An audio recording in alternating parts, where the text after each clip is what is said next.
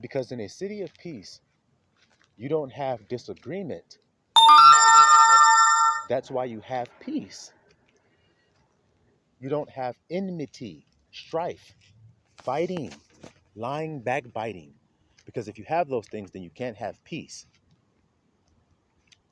And so when we understand that the kingdom of heaven is within, then we understand that that means internal peace. If I have internal peace, then I will automatically have outward peace. That's why he said, clean the inside of the cup. Then the outside shall be clean also. So then what is he saying? If you clean the inside world, then your outside world will be clean also. You will be blameless. You won't have drama. You won't have beef. You won't have these things. You will be a conquering lion in truth. Because I told you, you're a child forged in truth and in love. Your father knew you before he planted you in your mother's womb and formed you there. He already knew, you see? Because you're made in truth and love. But there was an enemy that sowed some children in there. And those are the children that you dwell amongst out here in this 3D world because they were made in fear and in lies. It's very simple to understand this, little flock. Those people that you grew up with, the Abba called tares, those children were made in fears and in lies. The relationship that made them was a lie, and it was based on fear when the act occurred. I'll give you an example of what I mean so that I make it clear for you. If a man rapes a woman and she gets pregnant and has a child, do you think that she was feeling fear? Do you think that he was?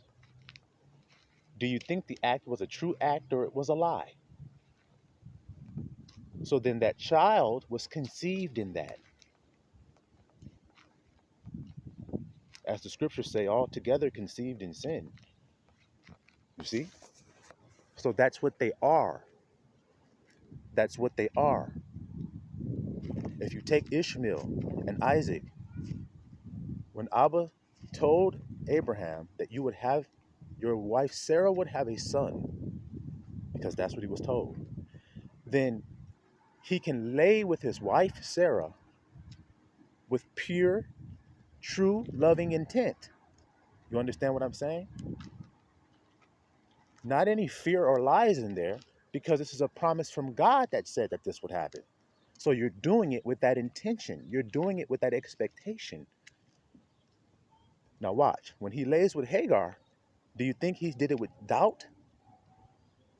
Or did he think, yeah, this is the way God said? No, Sarah shall have a son. It never said Hagar.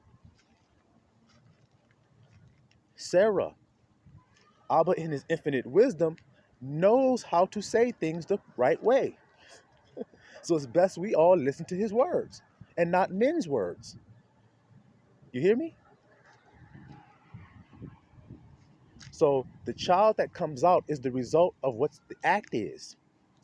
It's just the same thing when you're making a cake. The taste of the cake, the texture of it, and how it looks and everything, it's going to be based on the intentions you put in it when you made it, how you were feeling and thinking when you made it, because that is how we make everything. That is why Father wants us to come back to the truth of our nation of Israel within ourselves. You're scattered to the four corners. That means to the four corners of your body. Your thoughts and feelings are all scattered in there. And you can feel it when fear comes upon you. You can feel the scattering. Oh my God, this, yeah, Just imagine people in your city running all over, grabbing their hair saying, oh my God, what's going to happen? What are we going to do? Because that's what's happening inside of you. So Christ has to be the one in there, laying there asleep, so that he can demonstrate and show you the truth, because he is the child of the free. Y'all understand that today?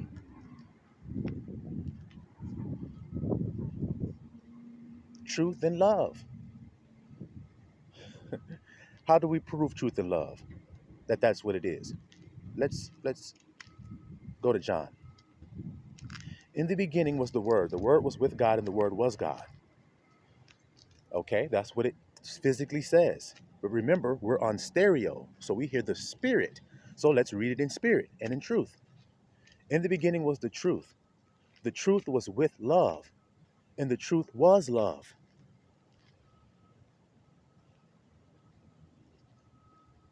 Now, do you hear it correctly? What do I mean, read it in spirit? Well, what is truth? My word is truth, says Abba. So then, the word that was in the beginning is the truth. That is how we hear the truth, is the word, not the words of God, the word, one truth. See, one. Hear, O Israel, the Lord thy God is one. One. The word. There is only one truth. There's not truths that are personal to each person. It's a lie. There is only one truth. So the word that was with God is the truth that was with love, because God is love. See how if you study the scriptures and you know what a thing is, then you understand what it is when you hear it? Don't you see? When you're not afraid when you're hearing something, when you're not, when you're not, what's the word? Doubting. And that's what Christ would always say. If you ask believing, then you shall have it. So there's a prerequisite to getting the things that you want. It's that you believe it when you ask and not be in doubt, because doubt is fear. And so anything done with doubt is error. You're doing it wrong. Abba doesn't do things with doubt. So neither should his children that he's teaching how to be like him.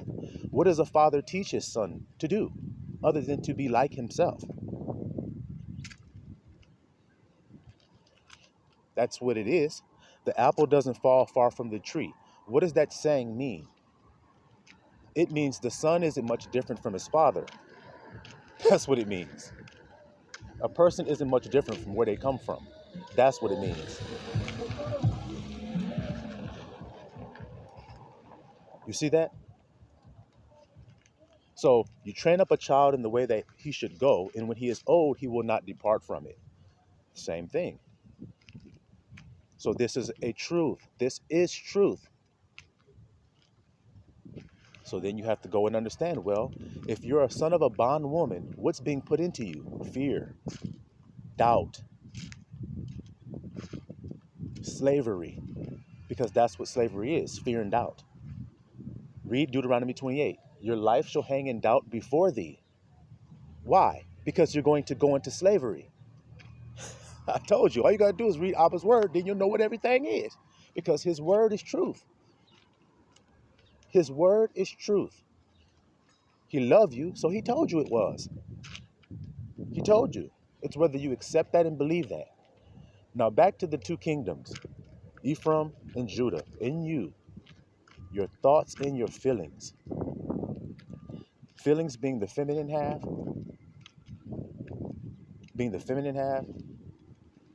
thoughts being the masculine half.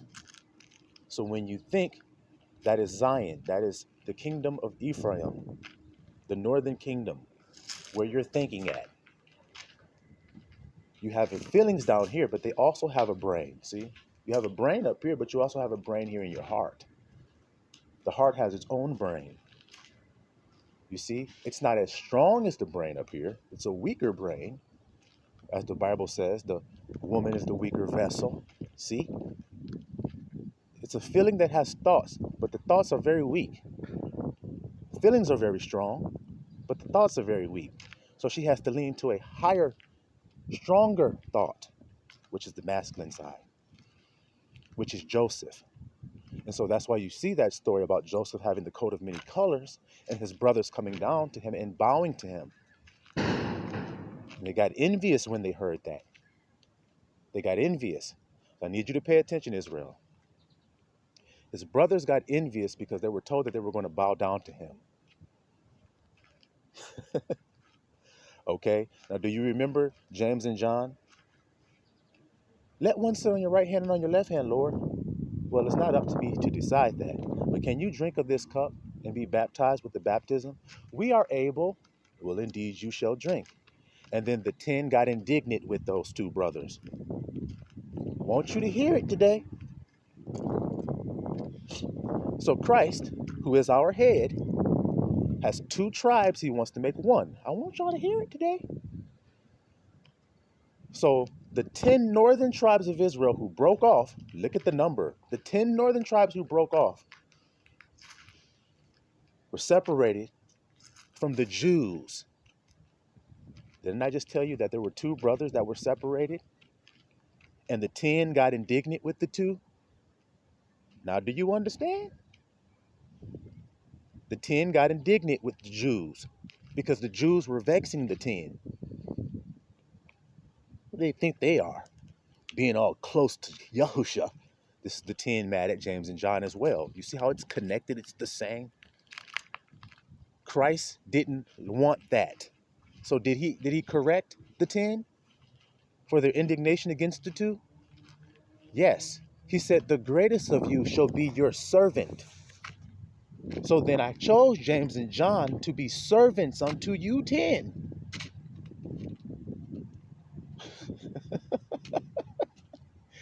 But you think it's they're trying to make themselves better or higher or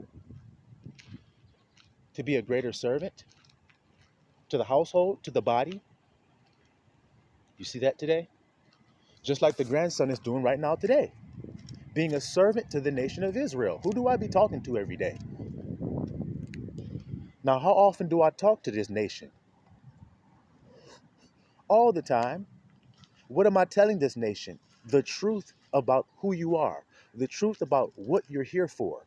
The truth about what you actually are going to be.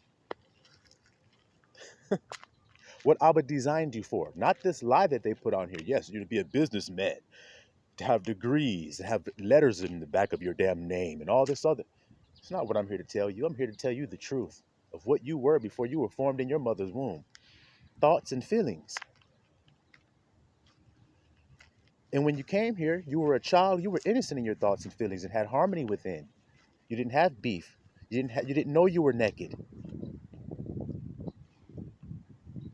So when people looked at your naked body, you didn't feel any of the shame. You didn't feel any of the guilt. You didn't feel any of the discomfort because you didn't know. Isn't it the truth? But being in this world, you learned. And you learned sin. And faithlessness is what you learned. You see that? So back to these two nations, Judah being the feminine, the feelings.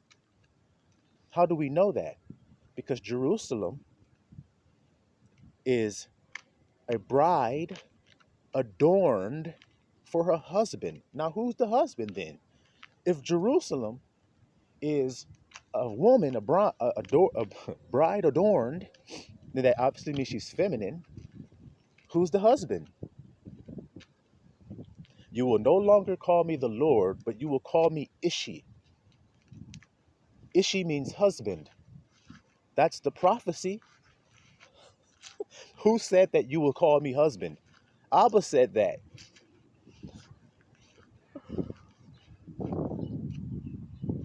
What do you mean, husband? Well, your feelings are made and prepared, have prepared themselves to receive my thoughts.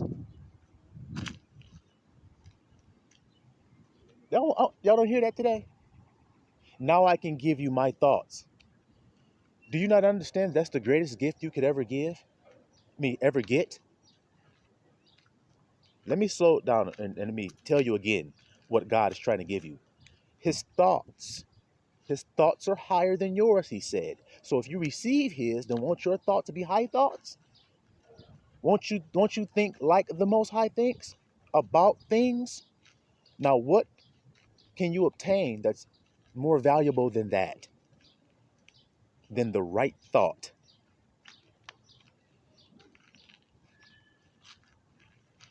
Because haven't you been led about by your feelings?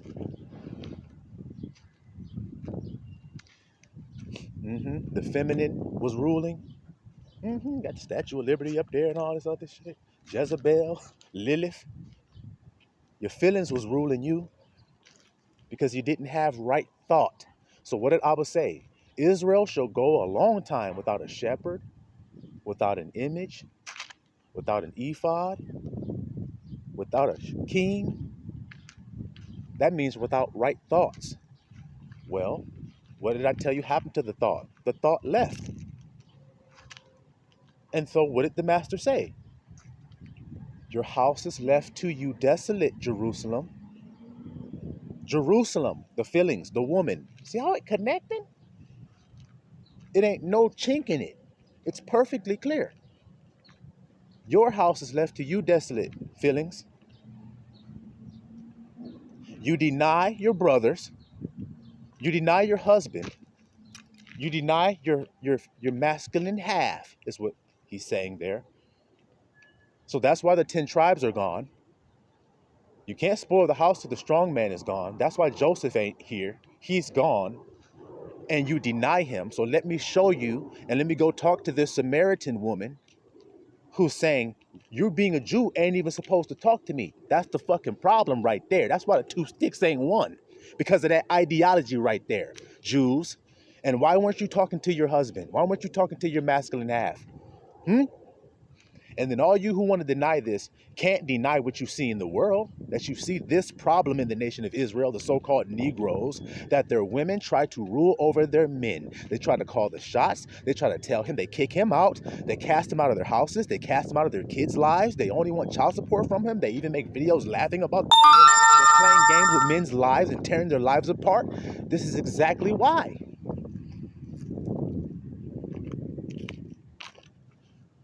Everybody's running around grabbing their head saying, why? Why dating doesn't work? Why this won't happen? Why there's no good men? Why this? Why this? Why this? I just explained it to you if you're willing to hear it.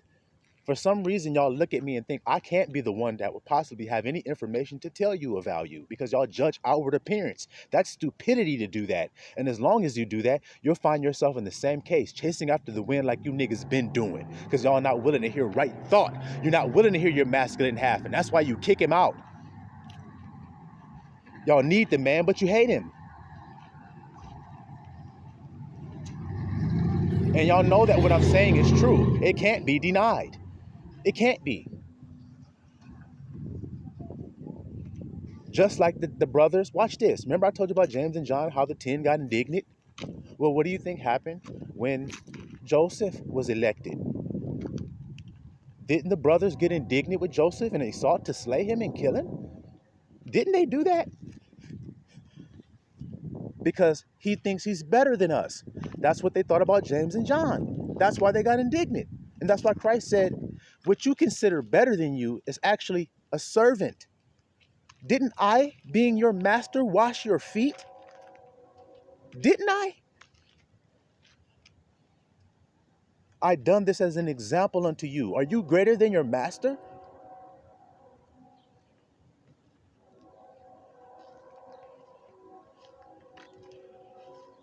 Y'all hear that today?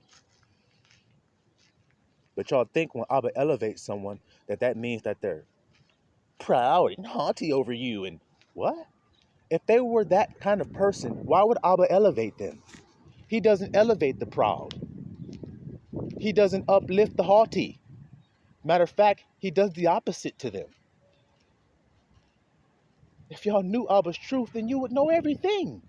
That's what I'm telling you. What is more valuable than right thought? Y'all all talk about mental problems. Is mental problems on the rise in this world? When you say mental problems, could you call that wrong thinking? So then what does the world need? A healer. A healing balm of right thought. A husbandman to uproot the weeds out of your internal world and pull them out of there. Cause you to see them and look at them. And to say, look inside, because that's where the kingdom is. You've all forgot that. So I'm here to remind you of where to do your labor. In your heart and in your mind. Pull those weeds that have been deeply rooted in there. And you got to pull them up by the root. And you got to despise a weed in your garden. You have to want your garden to be pristine within. Well, only a man understands that. Only a tender keeper feels that way. If your garden is fucked up, what do you think you need to fix it? You don't need a tender keeper. You don't need Adam. Well, what did Abba do? He gave Adam, and then he gave a second Adam. That's what the scripture says. So then he gave a gardener, a husbandman, to tend and keep the garden. The garden is not the 3D world. The garden is your internal mind. So Christ, being the second Adam, came to do what? To tend and keep your internal world. To cast out fear. Where was the fear at? Outside of you or inside of you? It was inside of you. He came to cast it out. He came to whip the thieves out of the temple. What is the temple? The body. He came to whip them out of there, being the man of the house. But the woman rejected her husband. All day long, I want to put my arms around you, baby, and my children, but you won't let me do it. I know that feeling as a husbandman.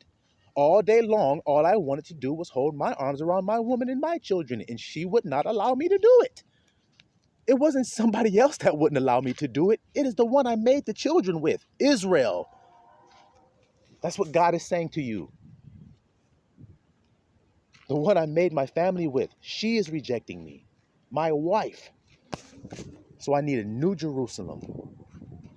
Prepare herself, coming down as a bride adorned for her husband.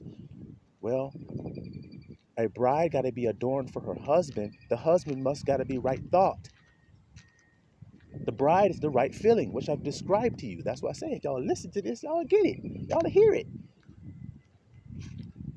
In this last hour, if you're not in right thought, then you're not going to be in right feeling. Period. In other words, if you don't have a husband or a strong man in your house, then your house will fall. It will be spoiled. It will be lies thrown in there.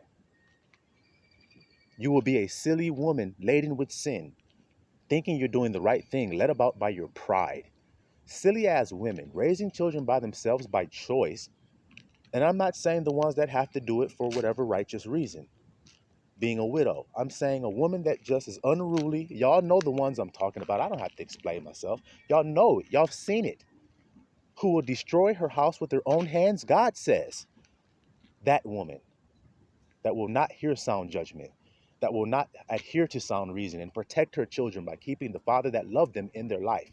She will know the father loves them and still kick him out, still backstab, still smear campaign, still plot against, still do every action she does to hurt him. But say, come see your kids. But every time he comes, she does something to hurt him. Plotting, working in the secret darkness, which is where evil, wicked women work. They work in a way that people can't see it. And then they cry, oh God, it's so wrong to me. He hurt me so bad.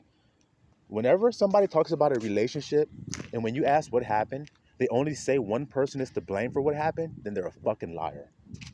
You were in a relationship, so then both of you are to blame. But when you hear people say only that person did this, and they were this, and they were that, they're fucking lying. They're lying. So like I said, if we as the people of the Most High are not his wife, then why does he say, you have played the harlot and committed adultery on me? Why does he say that to his nation if they're not his wife? Why does he say, I have espoused you to myself? You were called after my name. This is so clear, easy to understand. You see it? God is the head of Christ. Christ is the head of man. Man is the head of the woman. Y'all don't like it? Well, so what then? That's not going to change what he said. Badass kids be doing that shit. I don't like it.